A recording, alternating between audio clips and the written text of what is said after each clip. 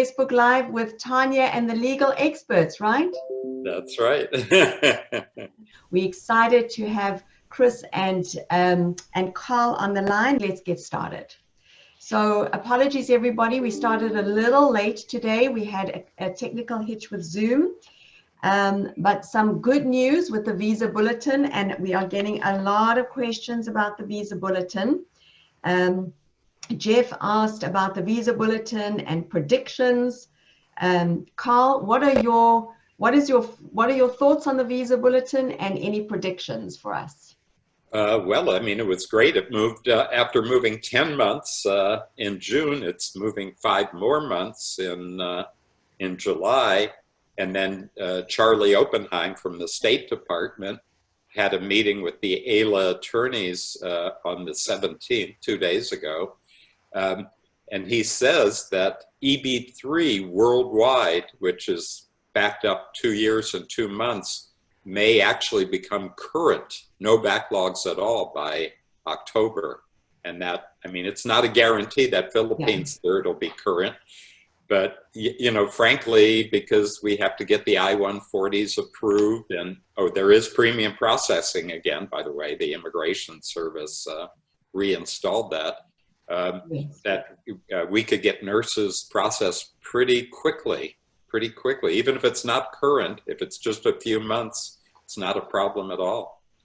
Yeah, so really good news and really exciting. I think also that a lot of things are opening up, like the IELTS test centers, the NCLEX test centers. So definitely everybody, if you're watching and if you've not yet passed your NCLEX, you have not yet passed your IELTS, please go ahead and get that done, because it looks like things are moving again.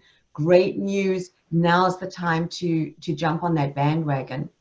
Chris, we also have some questions about the Healthcare Workforce Resilience Act. Any updates on that? I see Andrew. So, yeah, I mean, I think in terms of updates, there's nothing substantive other than to say we continue to see the list of co-sponsors grow at a very impressive rate. We are up to 31 or 32 sponsors. We added another 6, I believe, this week. Yeah. And so that's exciting. The other piece that's exciting is that it was, again, a mix of Republicans and Democrats. It was 4 Democrats and 2 Republicans. So that was very good. That's on the Senate side. On the House side, I'm looking right now who's been announced. So we are announced at 45. I happen to know that, which includes just in the last 2 weeks, another, let's see, almost 10. And then I am also aware that there are several more on the House side that just have not yet been announced. So we will likely trip at or close to 50 here by next week. And those are just great numbers. We continue to work very hard. I think that this bill is already now one of the most popular ones in the House and the Senate. Having said that, until we get it passed, it's nothing, and we are probably only about 6 weeks left in the substance of this legislative term, because the U.S. legislature, the Congress, will stop around August 1st. And I know there's a very concerted effort in the Senate to produce a new COVID relief bill. There's a number of industries and people in the United States who continue to be greatly affected by this terrible disease. And so, the strategy remains, I think, that this bill's most likely path to success is over these next 6 weeks and to be attached to the COVID bill, as we talked about, Tanya, at the last session. That's not the only approach. We do have some backup strategies, but I think that is the most likely approach. So that's probably the news then from this bill. And then you layer onto it some of the things that Carl said about Charlie Oppenheim, suggesting that worldwide EB3 should be current, and the Philippines EB3 will almost surely accelerate. I don't know if it's going to be current, but I think, Carl, it wouldn't surprise me if that date gets into 2019 and even into 2020 come October. So that would be great news for the Filipinos. Well, thank you for that. What Charlie said, is that the family cases, they can switch back and forth year by year between family and employment. And apparently this year there's like 25,000 more family cases, and they'll switch back on October 1st to the employment cases. And employment's 140,000 in a whole year, so to have 25,000 added to that is really pretty big. I've never heard of that many cases being switched over to employment. Yeah, that would be, just to put that in perspective, I think there was like less than 10,000 which switched over this year, for instance. So yeah, if we get a number like what Carl's saying, it would be remarkable. Wow. Really interesting. I mean, there's a lot of encouraging news. I think for a lot of people watching, it's been a really difficult time, a very dark time that, with COVID, so many nurses are feeling so stressed and so overwhelmed and depleted, really emotionally and physically depleted and drained right now, that I'm just so happy that we're able to share some hope, some light at the end of the tunnel, which is really very, very encouraging and really great to see the growth from the senators and from the House representatives, Chris, because I know that you personally have been working very hard on this. As you know, at Kinetics USA, we've been working very hard behind the scenes, educating our clients.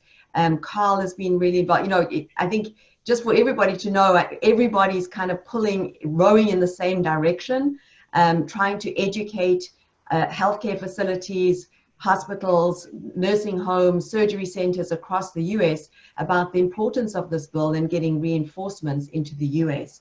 So I think really exciting news and very encouraging. Tanya, there's even one more part that I thought maybe we'd just spend a minute with, which is, sure. I know that a lot of the Philippine nurse community in 2018 and 2019, they saw a higher I-140 denial rate than really we'd ever seen. And then in late 19 and really early 2021, we saw all these 221G denials and delays at the embassy. And the reality is a lot of that is being driven by the Trump administration, and that's all bad news. The good news is in the last 3 or 4 months, the attorney community has begun really litigating these issues on a very broad theory, essentially saying that the Trump administration is overstepping what they're legally allowed to do in these types of denials. And it hasn't been, we haven't litigated, for instance, the 221G situation yet, but this week we saw something called DACA.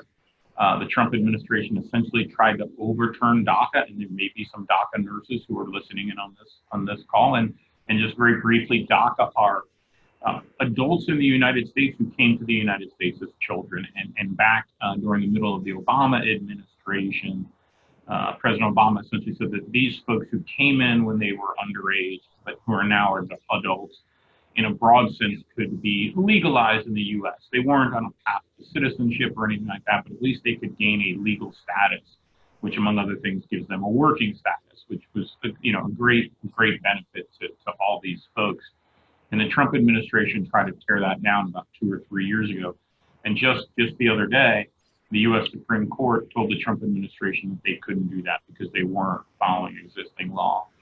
Likewise, there's been a number of cases that haven't had to get to the Supreme Court, but federal judge after federal judge in March and April, similar to some of the problems that the Philippine nurses and other nurses have been having on the H-1B side, of which there are many med techs and physical and occupational therapists and speech language pathologists, et cetera, who may be listening in. And a lot of those H-1s over the last several years have really had denial rates that shouldn't have been there, and the decisions were erratic and contrary to law. And just over the last 2 or 3 months, we've seen a number of federal court cases, and at the highest level, other than the U.S. Supreme Court, which is something called the Washington, D.C. Circuit Court, have time and time again been saying that these cases have taken a while to work their way through, but they are now time and time again, almost every one of these cases is essentially saying that these decisions by the Trump administration were wrong. And so just this week, Carl and I saw an H-1 memo come out from the USCIS, which rescinded two very over-the-top H-1B memos. And so we should see higher approval rates in the H-1B side. And I know on the I-140 side, we have in the last few months seen the I-140 approval rates go back to normal, which is to say almost every I-140 gets approved. And I know that that has been in large part through some of these litigation efforts that haven't had to necessarily even get to court, because we've been able to say to the Trump administration, look, if you want, we'll go to court and you'll lose again, or we can try and do this amicably. And, you know, again, we've seen out of both the Texas and in particular lately the Nebraska Service Center, big change on the approval rates there, and a much better situation and less inconsistent denials. So, you know, I think the big picture here, Tanya, is, you know, both the visa bulletin is beginning to look very positive, and as Carl says and Charlie Oppenheim says, and I agree with with both of those folks, you know, I think into fiscal year 2021, all points are that the visa bulletin is going to be very favorable. I think the HWRA has a very realistic chance of getting approved. That doesn't mean it's going to be approved, but that also would be terrific news for everybody who's listening in. And then all the H1s and all the I-140s, we're seeing much higher approval rates there. And, you know, and then the 221G, as we talked last time, Tanya, I think we're going to start to see a lot of those problems go away. So it's not perfect, but there has been a lot of positive news. A lot of and I could go on, but I know we're running late. It's already 11 o'clock here. Oh, we love it, Chris. you can keep going. We love it. It's good news. Yeah. A lot of good news. We'll take it. We'll take it. Thank you for sharing that, because I think it's really important for everybody to keep in the loop of what's happening in the bigger picture. And they're really, I think for those of us who've been doing this for a long time, Chris and I have been doing it for a long time. Carl, you've been doing it for even longer. You are the senior, and we bow and respect you. But I think that we definitely can all feel a difference. The other thing also just to share is we had some cases, and I don't know, Chris and Carl, if you have seen this. In fact, I think, Carl, this was actually with your team, but we've seen some cases that were did not go through premium processing, that came back approved very quickly as well.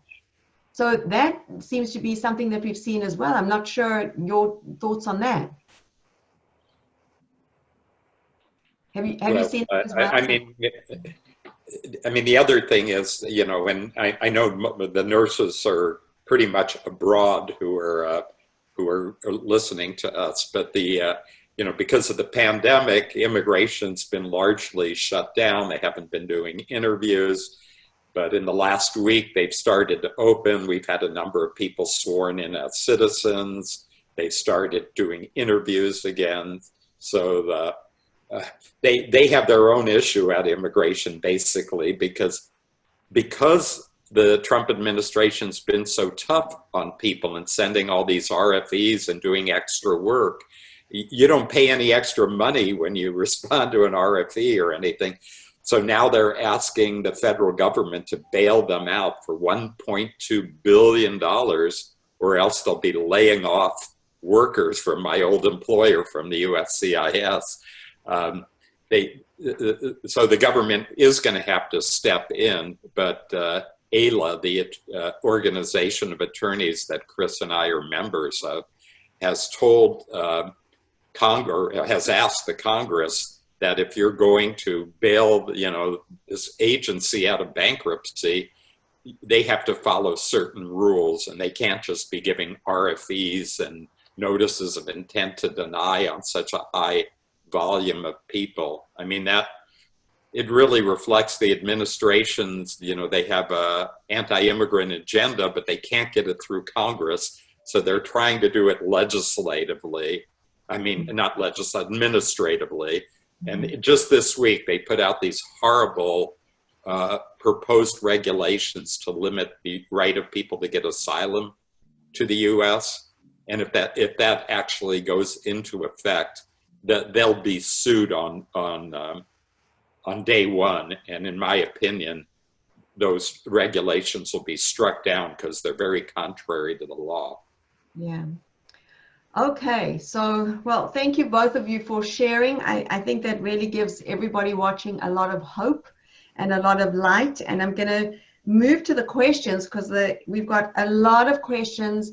If you are watching and you'd like to pose a question to the panel, please go ahead and put it into the chat. Also, we ask you please to share this with your friends and your colleagues.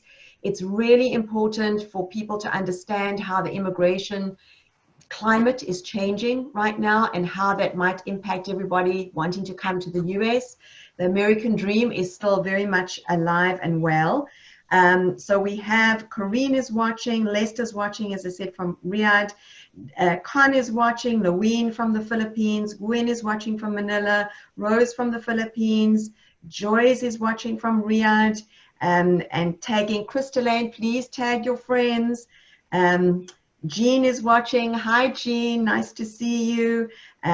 June is watching. Lisa's watching. June from Riyadh. Jensen is watching. Hi, Jensen. I know Jensen. June. Everybody. So many people watching. Dennis is watching from Libya. Louise. Hi, Louise. I hope you're taking care. I know so many of our nurses are under so much pressure right now. Fraulein is watching. Gentrix is watching and has a question. How would we know if our PD will be recaptured? Since I received a new case number, it is automatically new application of PD. Chris, do you want to answer? I'm not sure I followed that. Could you just run that one more time, Tanya? How would we know if our PD will be recaptured since I received a new case number? Is it automatically new application of PD? So it's not automatic. The attorney has to ask for it. And the way the attorney asks for it is the attorney includes a copy of the older I-140 approval notice. You will know if it's been recaptured when that second I-140 approval notice is issued. Up at the top, it will there's a box for priority date, and it should list your older priority date.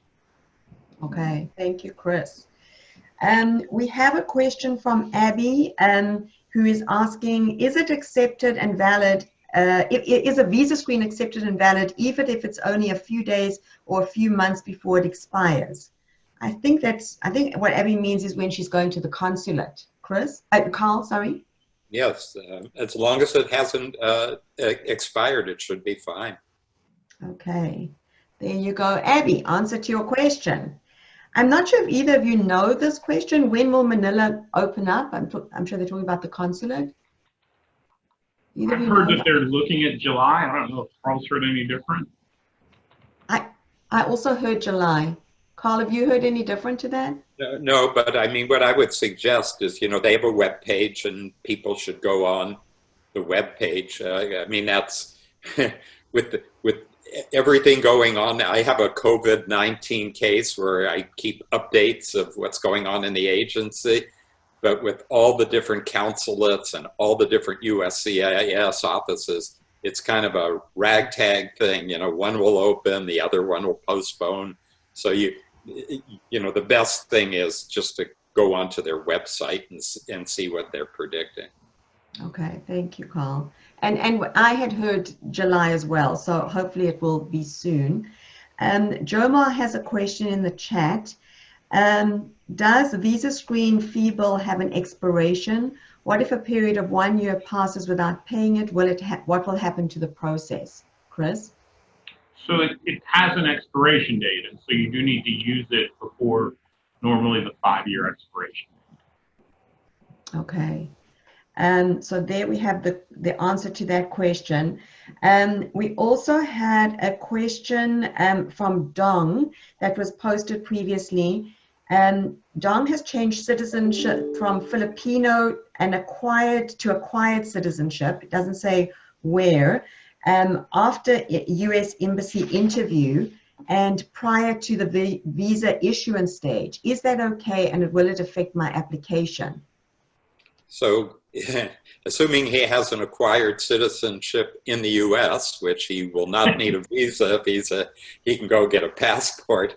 But if he acquired citizen of any other country in the world, it really won't make any difference at all. It's the country of birth as far as your priority date, not other citizenships that you acquire later. Okay, so Dong, no need to worry about that one. We have a question from Erica, who is asking, her visa is going to expire. So I assume that 6-month period to enter the country, and she's in a country where she can't travel. What should she do in that circumstances, Chris? We actually we've been seeing this a lot with the COVID, and so, you know, it is difficult if you know, maybe you were issued the visa in January, and now it's going to expire in July, and it doesn't look like you'll be able to travel. So the bad news is you will need to get a date valid visa in order to enter the United States. That is unquestionably the rule. And there is no way to extend it. So all of that is bad news. But there is some good news, which is we have seen embassies, if you make another appointment, they will go through the process again. The interview is normally over in a few minutes. You may need to do the medical examination, you may not, depending on when the medical examination was done, but they will issue you a new visa. So bad news, you're going to need to get a new visa. Good news, it probably is not going to change the timeline at all. Okay, so it's to contact the consulate in that regard? Yes, contact the consulate where you had the visa issued. So what happens, we've had some instances, I'm just thinking of a case that we had recently where the nurse was based in Abu Dhabi, went to the consulate in Abu Dhabi, flew home to Manila, this is just before COVID, and now is in a difficult situation. Would she have to go into Abu Dhabi, or would she contact the Manila consulate? I would contact the Manila consulate. They may schedule her for another appointment. She may have to get a new medical, or probably will have to pay for the visa again. And so you want to talk to your employer, who may be able to help you out with the costs. But I would contact the local consulate or embassy in that kind of situation. Okay.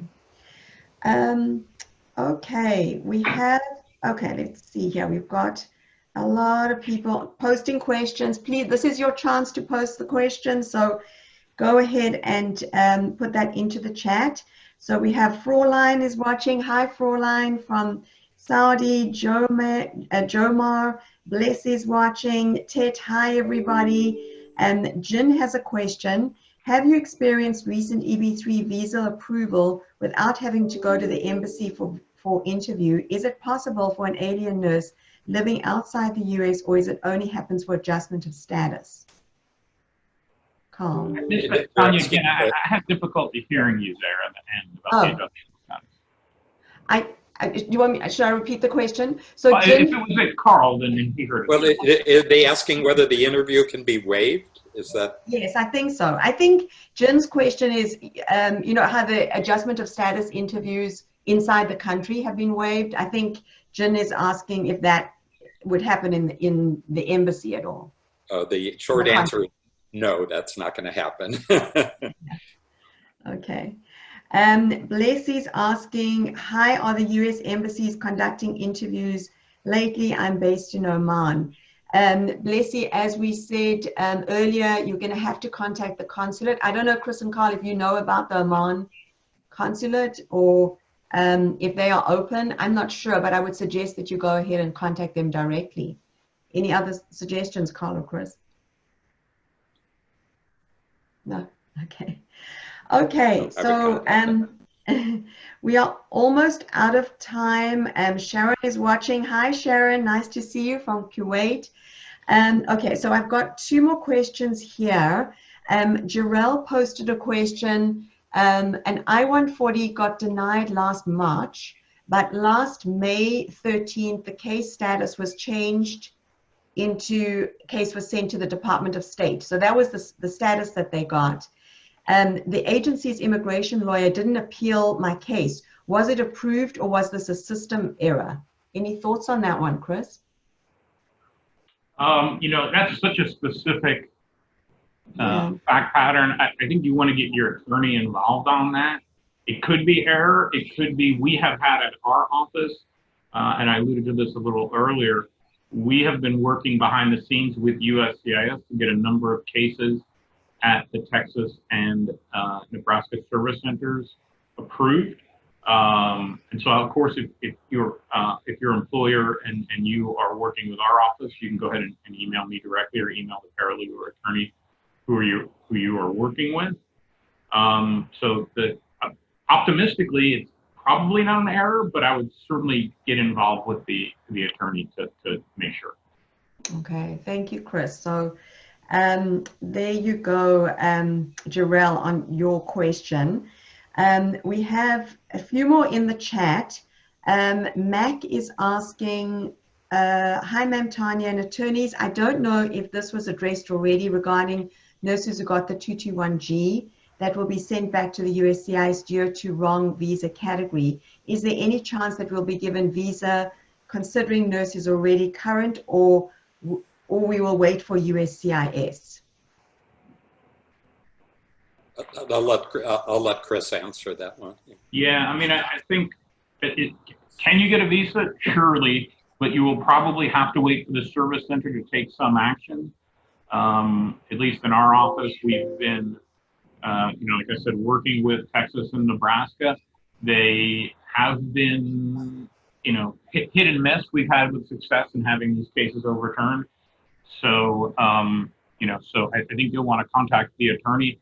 But I think I'm getting the sense now that the service centers and the embassy believe that the problem is fixed.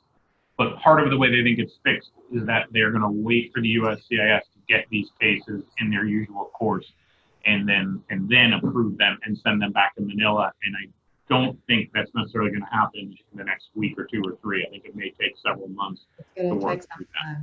Yeah, I would agree with that. Jomar has a question. I'm trying to squeeze in 2 more questions. Jomar has a question. Oh, Jomar, I think we've already answered this question about the expiration of the NVC fee bill. And the last question we're going to take for today is Michelangelo, who is asking, can I transfer my case from one country to another after being documentarily qualified, Carl? Well, I mean, you can, but, you know, it's going to be an extra wait. So, you know, unless there's urgent reasons for doing that, I would just stick with the consulate that they gave your case to. Okay. And are we not doing fun facts? Oh my goodness! Prepared Yes. So everybody watching, we decided this week, this session. Thank you for reminding me, Carl. We had a technical hitch and that took me off track. I apologize.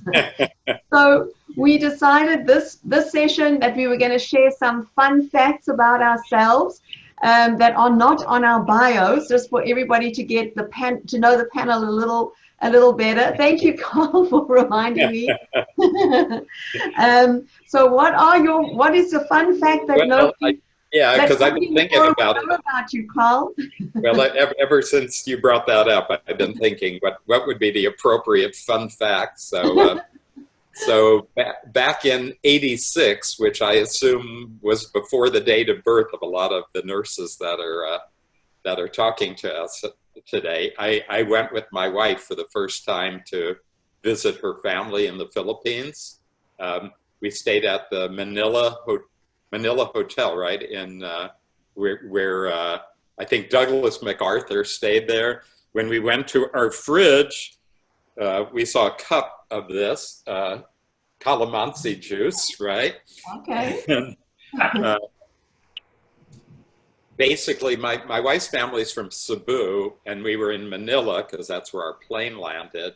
And I thought, I want to go not just to the big cities. I'd like to go to some more rural parts of the Philippines and explore around there. So I put this, I hope this is okay, I put it into a quiz, and if somebody can answer this really quickly, the first one who will answer it, I'll give them a free consultation, okay? Oh, wow. Let's give this a shot. Okay. So my wife and I were going to go to Baguio. That's where I was interested in. But something happened at the Manila hotel. They started taping the windows and we couldn't leave and all of that. So with one word, anybody please type it into Tanya. If you're the first one who gives the word about why we couldn't go to Baguio, I'll give you a free consultation. Okay, wow. Well, there you have it. That's a very interesting fun fact. Carl, I did not expect that. We'll wait till you hear the answer. Let's see if anybody trying? Okay, so so Jeff said fog, Jay said EDSA. Jeff said foggy. Sherry says martial law. Odessa said EDSA. Christian, EDSA revolution. Teta said the people power revolution. Elsa, EDSA. Louine, earthquake. Okay. Angelo, coup d'etat. Okay. And Frolan says, I know the answer, lockdown. Frolan's very confident. JR revolution. Patrick, martial law. Typhoon, Andy, typhoon. EDSA, people power revolution from James. Frolian, well, you better tell us, Carl. Well, no, but the word is a Tagalog word, so stop with the English guesses, please. So what is the answer? Okay, nobody's trying it in Tagalog? No, nobody's. Yeah, can anybody put that in Tagalog? Okay, we're waiting. Give everybody a chance, but... Thad is saying landslide, Baguio. Andy there you go. Who said Baguio? Andy Chua. Okay, Andy, please send me an email at carl@schusterman.com and we'll set up a consultation. So Baguio in the Philippines, I didn't realize it, but here we were going to Baguio, and Baguio means a storm. And that's why we couldn't go to Baguio. Wow. So that's my fun fact of the day. That is a really fun fact, Carl. I love it. And people are still continuing to post. And what is Lindol? I'm not sure what Lindol is. A lot of people are saying Lindol.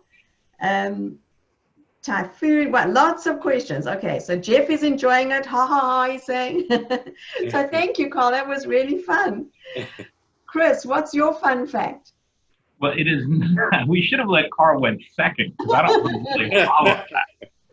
My fun fact is a little more visual, which is when I was in the Philippines, which was one time I was there in 2007 or so, I got this shirt.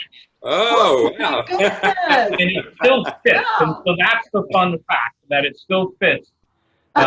14 years later, or however long it's been. So I'm pleased with that. So that is a fun fact, and it's the San Mig beer, obviously. Yeah. So, which in spite of having quite a few of those, it still fits. Wow. Thank goodness Carl reminded me to talk about our fun facts, because we have the technical hitch. I completely forgot, and there you have it. My fun fact doesn't seem nearly as interesting as either of you, and didn't actually have the Philippines in it. Although I actually do have a fun fact about the Philippines. I have a nurse that I met in the Philippines in 2007, who was very dear to my heart. I just loved her. I met her whole family when I was in the Philippines in 2007. We placed her at a hospital in California, and the hospital, there was the Great Recession, and they rescinded the case, and they abandoned the case, should I say. And we then placed her, and she had a lot of different issues, trials, tribulations, etc. And this week, Renalyn is her name, and she got her approval notice. All right. So that is a fun fact from my side of working with a nurse since 2007. I met her in, I think it was in Manila or Cebu, I forget. I think it was in Manila, and approval came through. So there you have it. So, Luis is saying he loves the fun facts. Thank you everybody for joining us today. It was such fun. We really enjoyed the conversation. Thank you to Carl. Thank you to Chris. Thank you to the Lafora team. Please, everybody who is watching, share this video, share this Facebook Live with your friends and your colleagues. We want to spread the news. Us doing this panel for you is our way of paying it forward for you, and we ask you to pay it forward for others. Please share this information so that everyone can hear about the exciting developments, the news that we have right now. The immigration climate is changing, which is really exciting, very encouraging. If you have not yet passed your NCLEX, if you have not yet passed your IELTS, please get working on that. And please feel free to join the IELTS, the Kinetic Swoosh IELTS support group. It is totally free. We are having a lot of fun in this support group. There is a lot of activities, a lot of sessions, a lot of information to share with you to help you to get through the IELTS, which, as we know, is a really difficult struggle. And with that said, thank you so much, everybody, and have a great weekend. Stay safe. Bye-bye.